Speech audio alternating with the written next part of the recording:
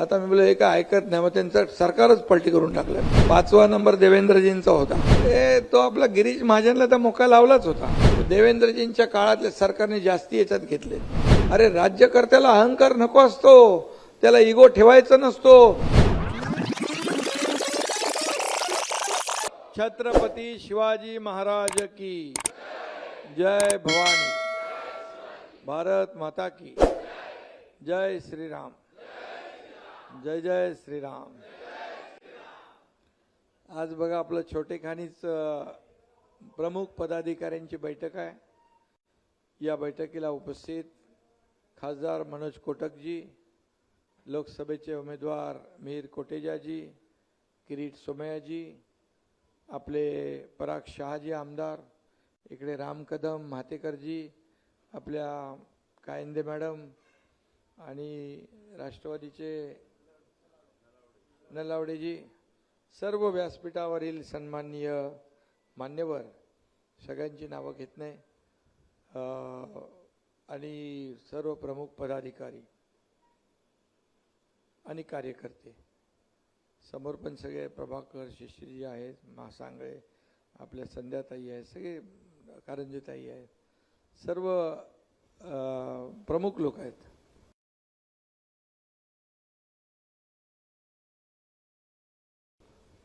सगळ्यांनाच मी शुभेच्छा देतो. खरं म्हणजे गेले अनेक दिवस मी संपूर्ण महाराष्ट्रामध्ये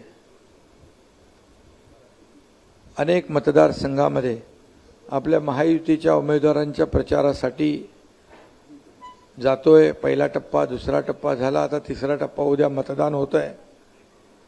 पण एक चांगलं वातावरण या महाराष्ट्रामध्ये आपण पाहतोय की पहिला आणि दुसरा टप्पा जो झाला त्या पहिल्या दुसऱ्या टप्प्यामध्ये मेजॉरिटी सीट महायुतीला मिळणार आहे. मोदीजींच्या अनेक सभा झाल्या, त्या सभांमध्ये देखील जो माहोल आणि तिथं सभा झाल्यानंतर जे काय वातावरण निर्मिती होते, घराघरामध्ये मोदीजी प्रणाम पाठवतात, स्वतः ते सांगतात मेरा प्रणाम भेजो, घर घर में, एक चांगलं ते लोकांना बरं वाटतं. आणि यामुळे देखील लोक सर्वजण विकासाच्या मागे आहेत. आज आपण जर पाहिलं तर 10 वर्षात गेल्या मोदीजींनी केलेलं काम देशासाठी आपल्या सगळ्यांच्या समोर आहे. आम्ही 2 वर्षात केलेलं काम देखील आपल्या समोर आहे. आणि म्हणून लोक आपण हा विकासाचा अजेंडा घेऊन जातोय. आपल्याकडे विकासाचा अजेंडा आहे, आपल्याकडे नेता आहे, आपल्याकडे निर्णय घेण्याची क्षमता आहे, नीती आहे, नियत आहे, सगळं आहे. पण समोर काय, नेता पण निवडू शकले नाहीत. त्यामध्ये 1-1 वर्ष वाटून घेऊ. पण प्रधानमंत्री काय महापालिका आहे, महापालिके पण 2.5 वर्ष येते. इथे 1-1 वर्षात म्हणजे काय करणार सरकार, देशाचं काय करणार. आणि म्हणून एक मजबूत नेता आपल्याला लाभलेला आहे. त्यांचं नाव आहे नरेंद्र मोदी.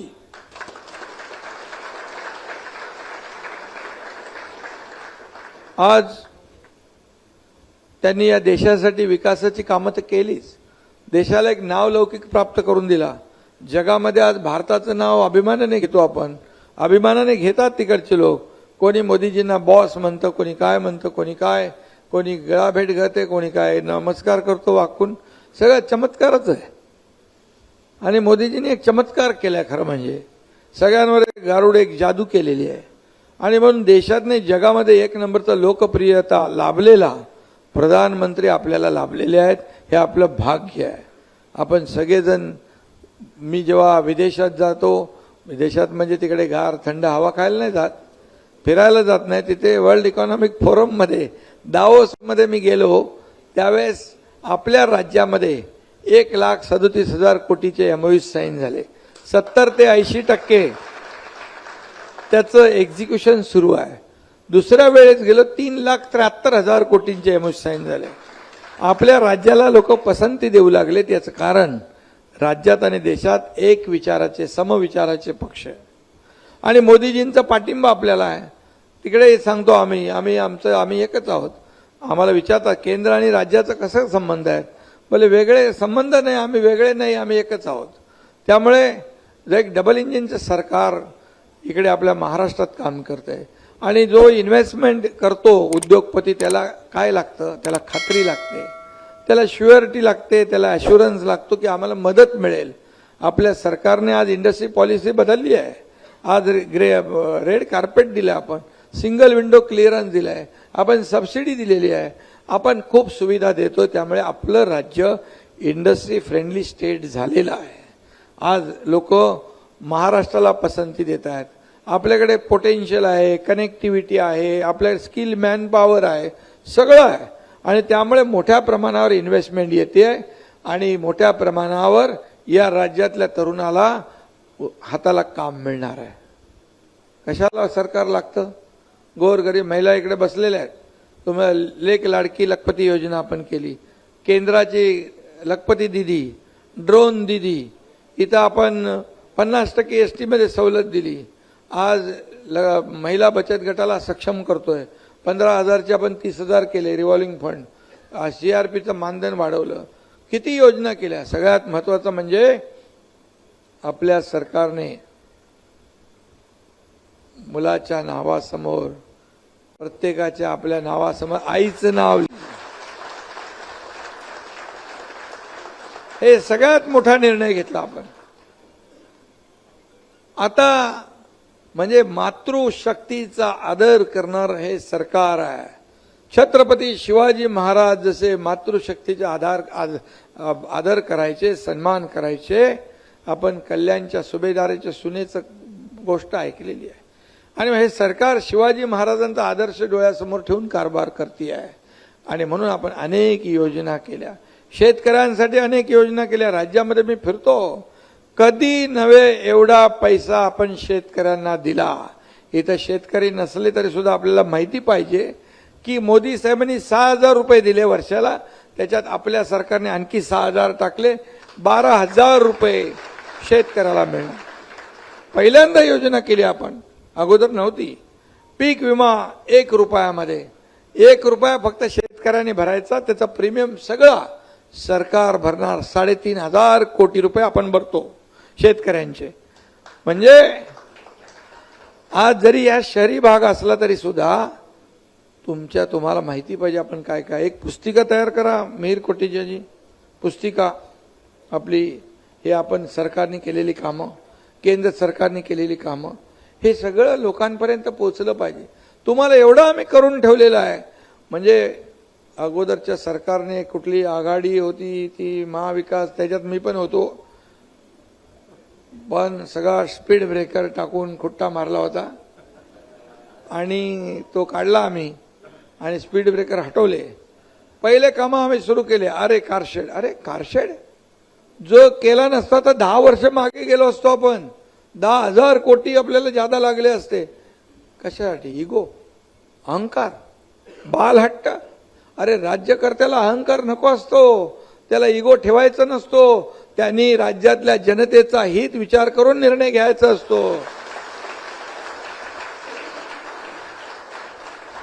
मेट्रो सारखी कामं बंद पाडली, तो आपण लगेच चालू केलं आणि प्रधानमंत्र्यांच्या हस्ते मेट्रो 2, मेट्रो 7 याचं उद्घाटन आपण केलं. मेट्रो 3 बंद करून टाकली. बोले 10,000 कोटीचं चौकशी लावा. नगर विकास विभाग माझ्याकडे होता. म्हणालो 10,000 कोटीचं काय नाही, 10,000 कोटी या देवेंद्रजींच्या काळातल्या सरकारने जास्ती याच्यात घेतलेत. बोला अहो ते इन्क्वायरी लावली, काय लावलं तरी मिळणार काय, निघणार काही नाही, उलट जास्ती खर्च होतील आणि प्रोजेक्ट डिले होईल. मला सांगितलं त्याचं चौकशी लावा. आता मी बोललो हे काय ऐकत नाही. मग त्यांचं सरकारच पलटी करून टाकलं. अरे नाही तर तुमच्या 5 लोकांना जेलमध्ये टाकलं असतं. 5वा नंबर देवेंद्रजींचा होता. मला म्हणाले ते सगळं आलंय माझ्याकडे, आता मी काय सोडत नाही. बोला देवेंद्रजी ना तुम्ही त्यांचं काय? बोले नाही ते सगळ्यांच्या मागे, किरीट सोमय्याच्या मागे तेच आहेत, नारायणांच्या मागे तेच आहेत. आता त्याचं मला भेटलेलं आहे. मी मला जरा विचार करून करा, वरती 2 लोक बसलेले आहेत. तर बोले नाही आता काही नाही. तो आपला गिरीश महाजनला तर मोका लावलाच होता आणि यांचा नंबर तर होता, हे तर एकदम लडाख मध्ये होते. पण मी जेव्हा आणि त्यांचं प्लॅनिंग काय होतं बघा, मी मीडियात पण बोललोय, हे अशा लोकांना अटक करायची, जेलमध्ये टाकायचं, भाजप बॅकफुटला जाईल आणि 20, 25, 30 आमदार भाजपमधले फोडायचे आणि महाविकास आघाडीमध्ये घ्यायचे आणि महाविकास आघाडी मजबूत करायची.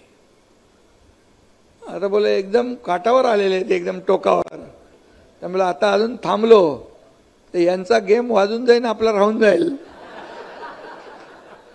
म्हणून त्यांचा कार्यक्रम वाजवून टाकला.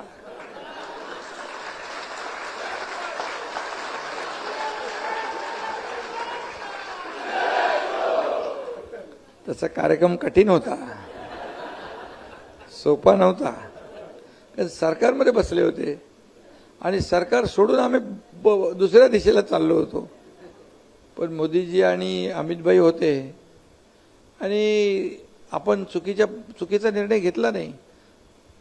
मुख्यमंत्री पदासाठी त्यांनी भारतीय जनता पार्टीच्या पाठीत खंजीर खुपसला आणि बाळासाहेबांचे विचार सोडले.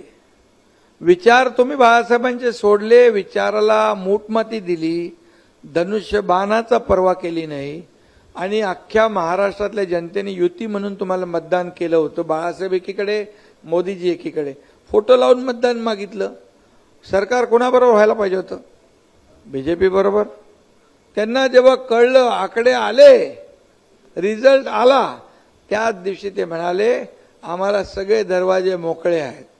म्हणजे काय? सगळं प्रीप्लॅन होतं आणि त्याच्यामध्ये त्यांनी फक्त स्वतःच्या खुर्चीसाठी हे सगळं केलं. आणि म्हणून आम्ही त्यांना सांगितलं, मी खूप समजावलं 5 वेळा. बोले आपण बीजेपी बरोबर युती करू, त्यांचं चुकलं, आपलं चुकलं, तुमचं चुकलं, सगळं जाऊ दे. बोले किरीट सोमय्याला पार्टीतून काढणार का ते? बोले राणेला काढणार का? बोले अरे वाजता ते मोदीजी काय बोललेत का? अमितभाई काय बोललेत? वस्तुस्थिती मला सांगतोय एकदम, कारण मी खोटं बोलत नाही कधी आणि मी जे बोलतो ते करतो आणि माझा स्वभाव तो आहे. आणि बोलं ते ठीक आहे, सगळ्या गोष्टी आपले लोकही बोलतात त्यांच्यावर, तर ते लोक पण बोलणार. आपले जे काही चोऱ्या चपेट्या केलेल्या ते तर त्यांच्याकडे आहेत ना, ते थोडं थोडं काढणारच ना, तर ते काढतायत, ते आहे ना. हे मोठं काम आहे. हे नंदकिशोर चतुर्वेदी जो आहे, हे सगळा एक सीए आहे तो, आणि लखनौला 200 एकर जमीन इन्कम टॅक्सने अटॅच केलेली आहे. आणि या हमसफर कंपनीमध्ये पार्टनर कोण कोण आहेत? तर श्रीधर पाटणकर आहेत आणि माहित आहे त्यांना. पुढची नावं मी सांगत नाही, सगळं एकदम सांगून चालत नाही. आणि त्यामुळे आपल्याला सगळं माहीत पडेल की खोके आपल्यावर बोलतात. राज ठाकरे काय म्हणाले ते, यांना खोके नाही कंटेनर लागतात, कारण कंटेनरमध्ये खोके बसतात ना आतमध्ये. हे खोक्या बिक्याचा आम्हाला कधी नाद नव्हता, कधी नाही, मोह आम्ही कधी केला नाही. शिशिर इकडे आहेत, प्रभाकर आहेत, शिवसेनेतून त्यांना माहीत आहे. कधी एकनाथ शिंदेने पैशाचा मोह केला नाही, ना प्रॉपर्टीचा मोह केला, ना कसला मोह. मी कधी आनंद दिघे साहेबांच्या सानिध्यात वाढलो. मी दिघे साहेब एक त्यागी वृत्तीचे कार्यकर्ते, पदाधिकारी होते. त्यांना देखील एवढी पॉप्युलरिटी लाभली होती. त्यामुळे आम्हाला काय मोह माया नव्हती. जनता, जनार्दन हेच आमचं सगळं संपत्ती आणि ऐश्वर्य. बाळासाहेबांचे विचार हेच आमचे संपत्ती आणि ऐश्वर्य, हेच मानलं आम्ही. तुम्हाला गमतीचा भाग सांगतो. शिवसेना आपल्याला मिळाली, धनुष्यबाण आपल्याला मिळालं. बाकायदा सगळं झाल्यानंतर शिवसेनेच्या खात्यात शिवसैनिकांचे जे पैसे, त्या खात्यातले 50 कोटी रुपये विड्रॉ केले यांनी. आता ते अडकले त्याच्यामध्ये. मला विचारलं, बोले काय करायचं? अरे बोले त्यांना बाळासाहेब नको, त्यांचे विचार नको, त्यांना पैसे पाहिजे, देऊन टाका. लगेच दिले. त्यामुळे असे लोक आम्हाला काय आरोप करणार? आणि म्हणून हे सगळे कुठे गेलेत खोके, कुठं श्रीलंकेत गेलेत, लंडनमध्ये गेलेत, कुठं कुठं गेलेत ते किरीट सोमय्यांना माहीत आहेत. आणि त्यांना मी सांगितलंय लोकसभा जाऊ दे, आणि जे आहे ते वस्तुस्थिती आहे. पैशाशिवाय त्यांना रात्र चैन झोप नव्हती. सकाळ उठता झोपता ते त्यांना ते सगळंच पाहिजे होतं. त्यामुळे मी एवढंच सांगतो, मोदी साहेबांनी केलेलं काम, राज्याने केलेला विकास. आज मुंबईमध्ये बघा ना, मुंबईमध्ये खड्ड्यातून प्रवास करत होते तुम्ही सगळेजण माझ्या सकट. मी मुख्यमंत्री झाल्यानंतर पहिला आयुक्ताला बोलवलं, मला बोलले खड्डे मुक्त मुंबई पाहिजे. पैसे नाहीत? बोले आहेत. मग का करत नाही? बोले मी बोललो किती पैसे आता पण खर्च केले रिपेअरिंगवर? होतं 3,500 कोटी रुपये. हे 3,500 कोटी 10-15 वर्षामध्ये लोकांच्या खिशातलेच काढले ना. जर कॉन्क्रीटचे रस्ते केले असते, इथं नगरसेवक पण आहेत लोक, सगळ्यांना माहित आहे. दरवेळेला रिपेअरिंग, दरवेळेला खड्ड्यातून प्रवास, दरवेळेला अपघात, दरवेळेला माणसं मरणं, हे काय राज्यकर्त्याला शोभनीय आहे? पहिल्या ह्याच्यात आम्ही पहिला फेज करून टाकला, आता काम सुरू झाले. दुसऱ्या फेजमध्ये आता सगळे मुंबई खड्डेमुक्त 2 वर्षात कंप्लीट होऊन जाईल. सगळे रस्ते कॉन्क्रीटचे. आज मुंबईचं सुशोभीकरण आपण करतोय, बघितलं आपण, सगळीकडे चालू आहे. झाडं लावायचं काम चालू आहे. बाळासाहेब ठाकरे आपला दवाखाना सगळीकडे आपण सुरू केलाय. 200-250 ठिकाणी आपल्याकडे पण झाले असतील. मी स्वतः एकदा सरप्राईज व्हिजिट दिली. तिथले लोक बोले समाधान व्यक्त केलं, आमच्या घराच्या बाजूला दवाखाना आहे, आता आम्हाला मोफत चेकअप केलं जातं, मोफत 147 प्रकारचे टेस्ट फ्री. आणि थंडी, ताप, काय पोटदुखी जे असेल ती ताबडतोब, पोटदुखी म्हणजे त्यांची पोटदुखी मोठी आहे, कारण आपण जे काम करतो ते पोटदुखी सुटले. त्यांना सांगितलं तुम्ही पण बाळासाहेब ठाकरे दवाखान्यात या, तुमचंही मोफत इलाज होणार. सगळं फ्री ठेवलेलं आपण. त्यामुळे सगळी सोय केलेली आहे. ते बसता उठता झोपता त्यांना मोदीजी, इकडे एकनाथ शिंदे, दुसरं काय दिसतच नाही त्यांना. रोज शिव्या शाप देणं, हे करणं ते करणं. आता किरीट सोमय्या यांना नाही देत ते आता बोलतात हे ज्याला शिव्या दिल्या की जास्ती काढेल बाहेर. आणि आता मी काय त्यांना सांगितलं की मी काय आरोपाला तुमच्या उत्तर देणार नाही, मी कामाने उत्तर देणार. आज तुम्हाला सांगतो, डीप क्लीन ड्राईव्ह आपण सुरू केलं, मी स्वतः गेलो. नाले सफाईला मी स्वतः गेलो, आपण होतो. आता त्या डीप क्लीन ड्राईव्ह बोले काय मुख्यमंत्र्याचं काम आहे का? अरे बोले या मुंबईतलं प्रदूषण कमी करायचं काम आमचं आहे ना. मी कार्यकर्ता म्हणून काम करतो, ते त्याचंही दुःख त्यांना. मी गावाला जाऊन शेती करतो, तो बोलतो हेलिकॉप्टरने गावाला जाऊन शेती करणार शेतकरी पाहिलाय का? बोलो मला शेतीची आवड आहे. मी तुमच्यासारखं गाडी चालवत गेलो तर 8 तास लागतील, मी 8 तासामध्ये 8,000 फाईल सह्या करतो.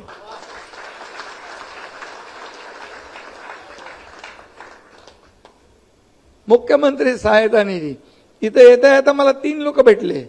मी मुख्यमंत्री सहायता निधीवर सही करतो, केली लगेच. माझ्या एका सहीने एक माणसाचा जीव वाचतो. यांच्या कारकिर्दीमध्ये 2.5 वर्षात 2 कोटी रुपये फक्त दिले. माझ्या 1.5 वर्षाच्या कारकिर्दीत मी 225 कोटी रुपये दिले. सरकार पाहिजे कशाला?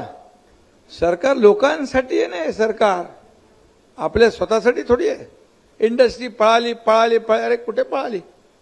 वेदांता फॉक्सकॉन गेला तेव्हा आपल्या सरकारला फक्त 2 वर्ष झाली, 2 महिने झाले होते. 2 महिन्यात कुठला मोठा उद्योग जातो का इकडून तिकडे, का तिकडून इकडे येतो? त्याला पूर्ण प्रिपरेशन वर्ष 6 महिन्याचं लागतं. यांच्याकडे गेल्यानंतर यांनी बिलकुल त्याला उभा केला नाही. बोले तुमचं ठीक आहे, तुमचं काय मदत करायची करू, पण आमचं काय? तो बोले आमचं काय? बोले तो गेला निघून. तो बोले आता तुमचं काय बघत बसा. मी स्वतः मोदीजींना फोन केला. बोले वेदांता फॉक्सकॉन, बोले शिंदे जी ये लोग के पास बहुत उसने मदद मांगी लेकिन इन्होंने उनको कोऑपरेट नहीं किया. उनको लगा ये सरकार हमें मदद नहीं करेगी. मी बोललो यांना, त्या वेदांताला माहीत कुठे होतं की यांचा टांगा पलटी होऊन आपला येणार आहे तो? त्याला माहीत असतं, थांबला असता तो. उद्योगपतींच्या खाली जिलेटिन कांड्या बॉम्ब ठेवता, उद्योगपतींच्या घरावर मोर्चे काढता, कसा उद्योग राहणार? आम्ही आल्यानंतर सगळ्यांना तंबी दिली आहे. कुठल्या उद्योगपतीकडे कोणी पैसे मागितले तर सरळ त्याला जेलचा रस्ता दाखवणार आम्ही, बिलकुल दुसरं कुठं नाही. त्यामुळे एवढे लोक यायला लागले. म्हणून रोजगार मिळेल, startup, skill development, invention, innovation, incubation सगळे आपण एक सुरू केलंय. गडचिरोलीत आपण चालू केलंय, इथं मुंबई आहे. आणि म्हणून यामध्ये सरकार आपलं काम करणारं सरकार आहे. आणि मुंबईमध्ये तर किती आपण बदल करतोय. हॉस्पिटलमध्ये आपले नगरसेवक माहित आहे, हॉस्पिटलमध्ये आपण आता पूर्णपणे कॅशलेस सुरू केलंय. 0 प्रिस्क्रिप्शन, एकही चिठ्ठी द्यायची नाही लिहून औषधासाठी. हे मी केलंय. 3000 कोटीचा तयारी केलं. मी एका हॉस्पिटलला गेलो होतो, केममध्ये गेलं, बघितले सगळे वॉर्ड बीड, चांगले वॉर्ड मला दाखवले चकाचक. पण एक कानात येऊन मला सांगितलं 5 वॉर्ड बंद आहेत. तर काय बंद आहेत बघितलं तर ते 5 वॉर्ड बंद होते रिपेअरिंगच्या नावाखाली. बोललो ताबडतोब चालू करा. आता त्यातले 3 वॉर्ड चालू राहिले, 2 राहिले. मला तिथे येता जाताना माणसं भेटली. बोले सर आम्हाला दवा के लिए पैसा नाही आहे, दवासाठी पैसे नाही. तिथल्या तिथे निर्णय घेतला जागेवर. बोले इथून पुढे एकाही माणसाला औषध आणायला लागता कामा. हे आपण करतोय. तुम्ही का केलं नाही? हे तुम्हाला संधी होती ना, का नाही केलं? आणि म्हणून नाल्यावर बघायला गेलं तर काय नाले बघायचं, सफाई बघायचं काय मुख्यमंत्र्याचं काम असतं म्हणतात. अरे बोले नाले जेव्हा व्यवस्थित साफ होतात तेव्हा पाणी तुंबणार नाही. आणि यावर्षी चांगले नाले साफ झाले, त्यामुळे कुठं पाणी तुंबलं? बिलकुल नाही. पाऊस भरपूर पडला. मी चहलला सांगितलं जिथं पाणी तुंबणार नाही त्याचा सत्कार करू, जिथे पाणी तुंबेल त्याला आपण घरी पाठवू. चांगला मेसेज गेला. शेवटी आपल्या लोकांची सेवा करायची. मुंबई आंतरराष्ट्रीय शहर आहे आणि मुंबई आपली आर्थिक राजधानी आहे. रस्त्याची सफाई कधी रस्ते धुताना बघितले होते तुम्ही? कधी बघितलेलं धुताना? सगळे साफ करा, त्याची डस्ट काढा, माती काढा, नंतर पाण्याने धुवा. पिण्याच्या पाण्याने नाही, रिसायकल वॉटरने. आणि त्यामुळे खूप काम केलंय. मीर कोटेच्या 24/7 काम करणारा माणूस आहे आणि आमदार म्हणून ते काम करतायत. आज ते तिथं मनोज कोटक यांनी 5 वर्ष काम केले इकडे खासदार म्हणून. हे सगळी ताकद आहे. किरीट सोमयने त्याच्या अगोदर काम केलंय, बरोबर ना? तर हे सगळे काम करणारी टीम आहे. आणि मुंबई हे आपलं मुलुंड विक्रोळी घाटकोपरपर्यंत आहे ना, हा आपला बालेकिल्ला आहे शिवसेना भाजप युतीचा. या बालेकिल्ल्यामध्ये कोणाला घुसताच येणार नाही अशी तटबंदी मजबूत आहे. आणि 2 वर्षामध्ये सरकारने केलेली कामं लोकांपर्यंत पोहोचवा. मोदीजींनी केलेली कामं लोकांपर्यंत पोहोचवा. आज बघा ते काय तो आपला काही लोक बोंबलत आहेत, संविधान बदलणार, संविधान बदलणार. अरे संविधान बाबासाहेबांच्या संविधान म्हणजे त्यांच्या पायाखालची वाळू सरकली आहे. त्यांना कळलंय आपण हरतोय म्हणून लोकांचं लक्ष विचलित करायचं या विकासाच्या कडून दुसरीकडे, म्हणून संविधान बदलणार. मोदीजींनी पण आपल्या भाषणात सांगितलंय की संविधान बाबासाहेबांचं जे आहे त्याप्रमाणे आम्ही कारभार करतो. आणि बाबासाहेबांच्या संविधानामुळेच एक सर्वसामान्य कुटुंबातला एक मुलगा या देशाचा प्रधानमंत्री झाला. ते बाबासाहेबांच्या.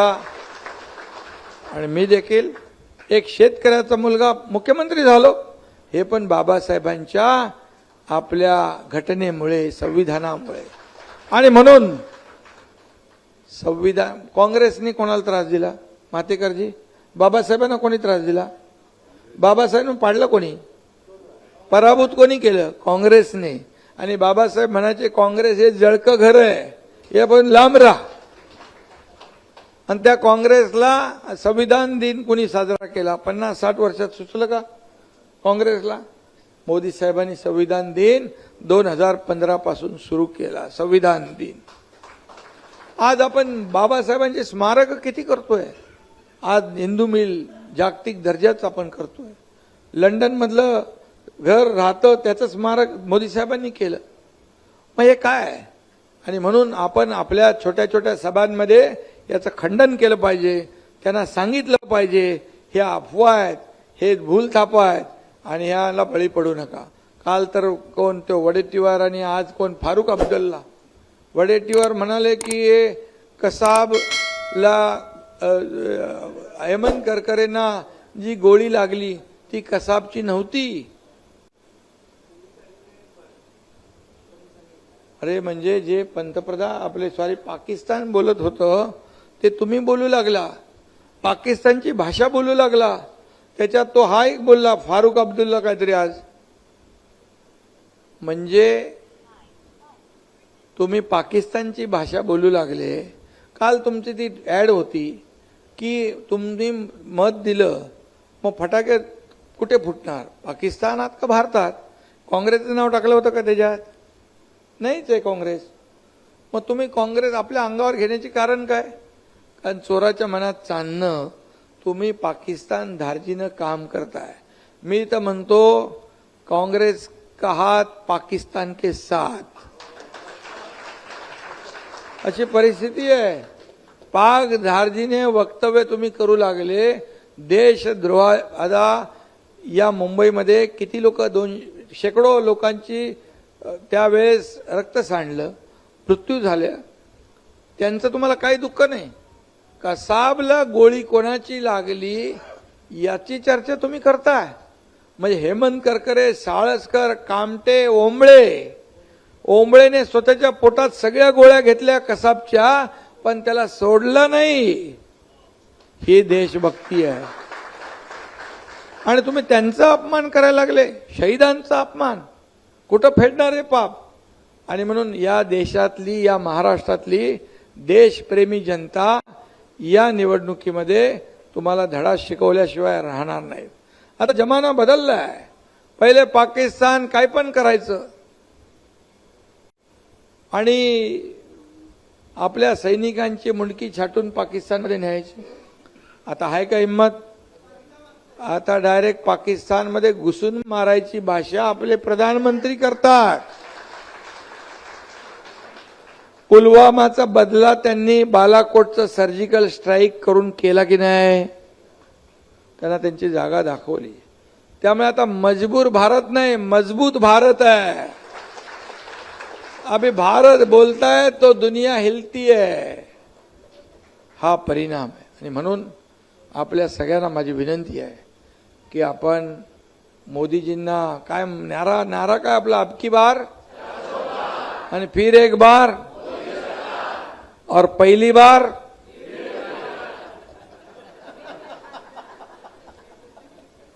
उसका कर दो बेड़ा पार.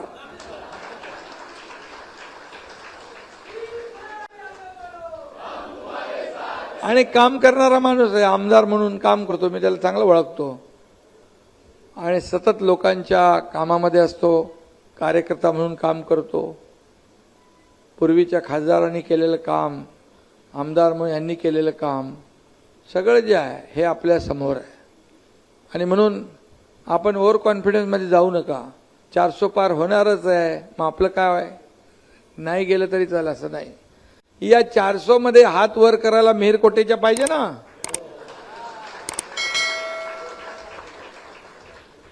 शेवटी आपल्याला विकास पाहिजे, डेव्हलपमेंट पाहिजे, सगळ्या गोष्टी पाहिजे. त्यामुळे तुमची जबाबदारी आहे. शिवसेना, भाजपा, राष्ट्रवादी, मनसे, आरपीआय, रिपाई, गवाडे गट, आठवले गट, भरपूर लोक आपल्या बरोबर आहेत. रासप आहे, नवीन नवीन लोकांचे पाठिंबा आपल्याला येत आहेत. सगळे लोक आपल्या बरोबर आहेत. आणि म्हणून आपलं सगळं बेरजेचं राजकारण आहे. परंतु तरी असलं तरी सुद्धा आपल्याला किती तारखेला निवडणूक? 20ला आहे. 20 तारखेला कडक उन्हाळा तर असेलच. मी विदर्भ मराठवाड्यात गेलो, 45-46 डिग्री तापमान, पण लोक मतदानाला येत होते. पण पूर्वी झालेलं मतदान थोडं कमी आहे.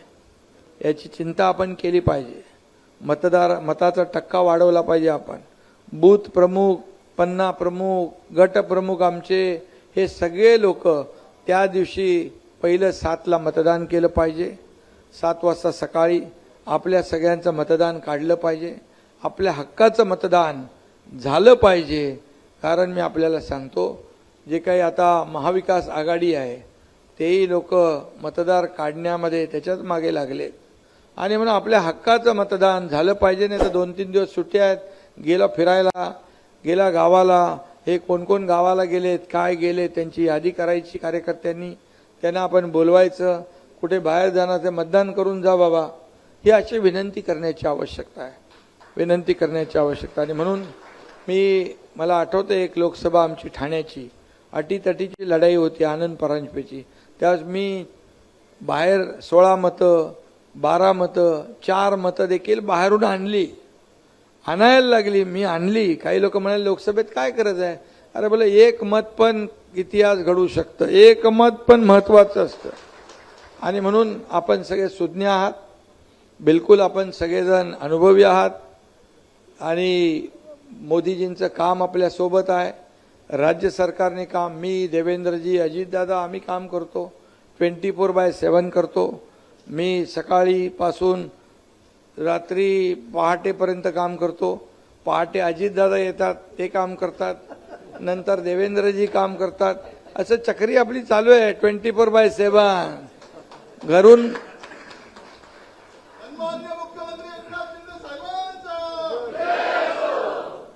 घरी बसून काम होतं का? घरी बसून राज्य चालतं का? फेसबुक लाईव्ह चालतं का राज्य? उंटावरून शेळ्या हाकता येतात का? जमिनीवर उतरायला लागतं. त्यामुळे जमिनीवरचे आम्ही लोक आहोत आणि आम्ही जमिनीवरचा कार्यकर्ते आपण आहोत. त्यामुळे आपण काम करा. मी आपल्याला एवढंच सांगतो, शिवसेनेचे सर्व पदाधिकारी, शिवसेनेचे सर्व कार्यकर्ते इकडे पूर्णपणे आपल्याकडून या भागामधला जिथं जिथं आपण असता लीड मिळाला पाहिजे. आणि हे काय आता लगेच कळतं आपल्याला, ईव्हीएमवर लगेच कळतं कुठून मतं कमी पडली, काय झाली. त्यामुळे आपल्याला नगरसेवक जे आहेत त्यांची तर आता लगेच निवडणूक आहे, महापालिका. त्यांना तिथं मतं मिळाली तर तिकीट मिळणार आहे, मतं नाही मिळाली तिकीट गायब. कारण जर तो निवडूनच येणार नसेल तर त्याला ते तिकीट देणार कोण? त्यामुळे पहिलं तर त्याचा लीड वाढवायला लागेल. आणि जे कार्यकर्ते पदाधिकारी जे आहेत, आमदार का भी वैसा ही है, आमदार को लीड मिलना ही लेना ही पड़ेगा, उसका हिसाब ऊपर करते.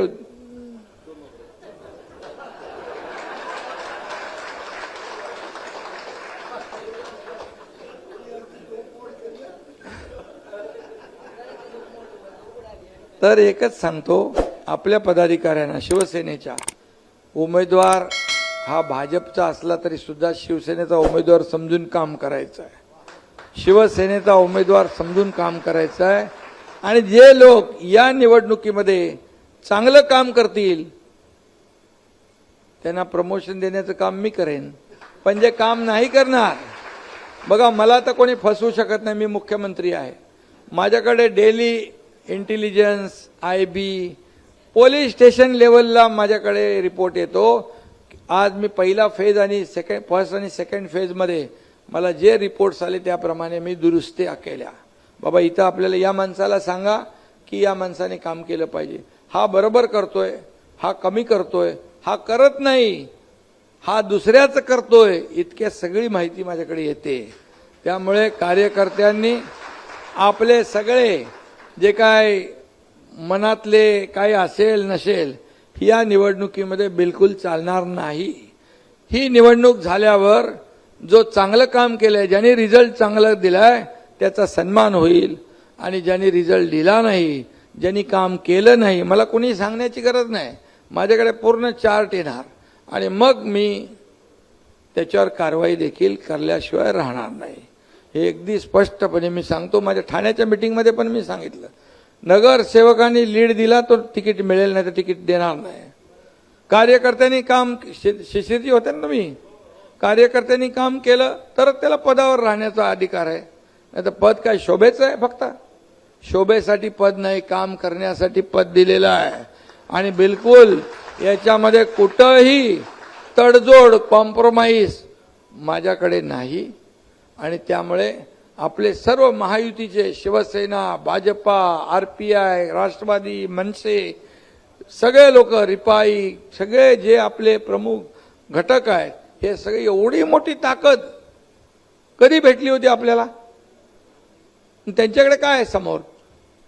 समोर फक्त आरोप, शिव्याशाप. काम केलेलं कधी दाखवलं त्यांनी? दाखवू शकतात? सगळ्या प्रकल्पांना त्यांनी विरोध केलेला आहे. मग काय केलं म्हणून सांगणार? मग आपले जे कामं केले त्याच्यापासून थोडी दिशाभूल करायला, त्याचं लक्ष दुसरीकडे वळवायला हे आरोप करतायत. म्हणून तुम्ही सगळ्यांनी सावध राहिलं पाहिजे. तुम्ही फक्त काम एके काम, तुम्ही मतदान जर बरोबर करून घेतलं तर मला वाटतं तुमचा सगळा विक्रमी मताधिक्याने विजय होईल, कोणी थांबू शकणार नाही. आणि म्हणून मिहीर कुटेचे आपल्याला मी मनापासून शुभेच्छा देतो. आमची सगळी टीम तुमच्या सोबत आहे, आपली सगळी महायुतीची टीम आहे आणि तुमचा रिपोर्ट पण माझ्याकडे आलेला आहे. आता तुम्ही अगदी मजबूत ह्याच्यात आहात, पण 20 तारखेपर्यंत आपल्याला हा टेम्पो कायम टिकवायचा आहे. काय निवडून येणारच आहे मिहीर कोटेच्या, एका मताने काय होणार असं नाही.